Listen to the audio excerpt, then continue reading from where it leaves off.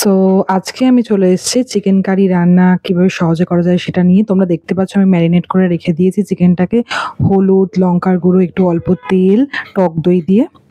So ওটা আমি ম্যারিনেটের জন্য ছেড়ে দিয়েছি প্রায় ২ ঘন্টা মতো। এবার কড়াইতে একটু জিরে, গোটা গরম মসলা দিয়েছি, একটু সাথে লঙ্কাও অ্যাড করে দিলাম। এবার নাড়তে থাকছি। পরিমাণ মতোই সর্ষের তেল দিয়েছি, খুব বেশি দিইনি। এবার একটু পেঁয়াজ কুচিগুলো যেগুলো কেটে রেখেছিলাম সেগুলো একটু অল্প অল্প করে অ্যাড করে দিচ্ছি। এবার কড়াতে নাড়তে থাকছে। এটা বেশ একটু গোল্ডেন গোল্ডেন কালারটা হবে, তবে আমি অন্য কিছু করব। সো নাড়তে থাকছি, দেখা যাক কতটা সময় লাগে। সো তোমরা দেখতে পাচ্ছ বেশ অনেকটা তেল বেরিয়ে গেছে পেঁয়াজ থেকে, আর পেঁয়াজগুলো বেশ হালকা ব্রাউনিশ কালার হয়ে গেছে। সো এবার আমি একটু আদাটা অ্যাড করে দিলাম। আদাটা একটু ভালো করে নাড়তে হয়, তবে সুন্দর একটা স্মেল আসে। এবার রসুন কুচিটাও দিয়ে দিলাম। এবার আবার নাড়তে থাকছি।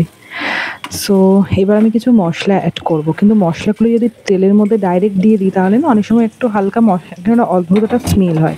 সো এই জন্য অল্প একটু হলুদ, লঙ্কার গুঁড়ো, একটু ধনে গুঁড়ো, একটু জিরের গুঁড়ো একটা বাটিতে নিয়ে তার মধ্যে একটু জল দিয়ে সেটাকে পেস্টের মতো করে সেটাকে অ্যাড করলাম। এবার নাড়তে থাকছে, দেখো কালারটা বেশ সুন্দর আসছে। সো আমি যেটা ম্যারিনেট করে রেখেছিলাম চিকেনটা ২ ঘন্টা ধরে, সেটা আমি এর মধ্যে অ্যাড করে দিলাম।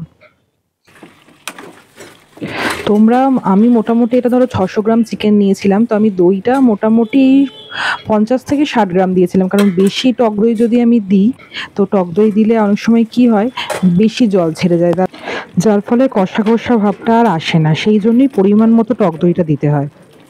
এর মধ্যে ভেজে রাখা আলুটাও আমি অ্যাড করলাম, ঠিক আছে? আর তোমরা টক দইটা বুঝে দিও, ঠিক আছে?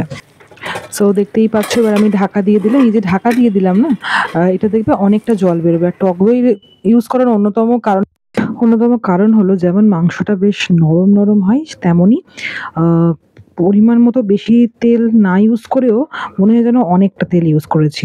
সো কাশ্মীরি লঙ্কা দিয়ে বেশ সুন্দর একটা টেক্সচার এসছে, দেখতেই পাচ্ছ তোমরা। তো অন্যান্য মশলাগুলো তো আমি আলাদা করে দিয়েই দিয়েছিলাম, তোমাদেরকে এর আগে দেখিয়েওছিলাম, দেখেছো? এবার একটু অল্প পরিমাণ আমি চিনিও দিয়ে দিলাম। এর আগে পরিমাণ মতো নুনও অ্যাড করেছি। আমি মোটামুটি তোমাদের স্বাদ মতো নুন দিও, এক একজন এক এক রকম নুন খায়। আমি মোটামুটি এতে ২-৩ চামচ, একটা মিডিয়াম চামচে দিয়েছি, ৩ চামচ মতো দিয়েছি। এবার আমি জলটাকে গরম করে রেখেছিলাম, সেই জলটাই ঢেলে দিলাম। গরম করা জল দিলে কি হয়, অনেক সময় মাংসটা তুমি যদি ঠান্ডা জল দাও অনেকটা পানসে হয়ে যায়। ওই জন্য জলটা একটু গরম করে দিলে কিন্তু বেশ সুন্দর একটা টেস্টি লাগে। সো এটা আমি এখন নেড়ে দিয়ে এবার এটা কিছুক্ষণের জন্য ঢাকা দিয়ে ছেড়ে দেবো, তবেই সুন্দর। এবার একটু গরম মশলাটাও অ্যাড করে দিলাম। গরম মশলা দিলে তোমরা জানো একটা অন্যরকম খেতে হয় প্রত্যেকটা রান্নাতেই, ওই জন্য আমি গরম মশলাটা ইউজ করি, মাংসে তো অবভিয়াসলি। সো দেখো